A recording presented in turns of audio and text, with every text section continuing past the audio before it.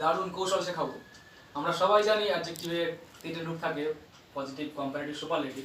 দেখো এখানে দিয়েছি লেট, ল্যাটার, লেটেস্ট। এটা কম্পারেটিভ, এটা সুপারলেটিভ, এটা পজিটিভ, সবাই জানি। এইখানে দেখো এটা কম্পারেটিভ, এটা সুপারলেটিভ।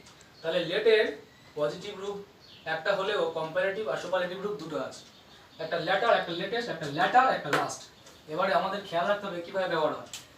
এই ল্যাটার আর লেটেস্ট এটা টাইমকে নির্দেশিত করে, সময় বোঝায়, আর এটা পজিশন নির্দেশ করে, মানে স্থান বোঝায়। উদাহরণগুলো দেখলে বুঝতে পারবে। আমি আগে থাকতে চিহ্নিত করে রেখেছি।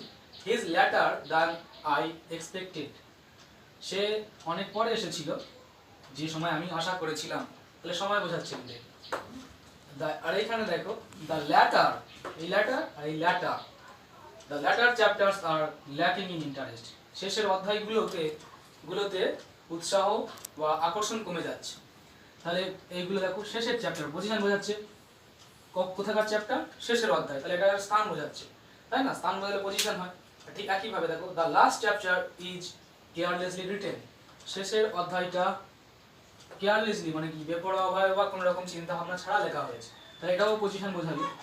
তাহলে লেটার আর লাস্টের ব্যাপারটা বোঝা গেল। এখানে দেখো I have not heard the latest news.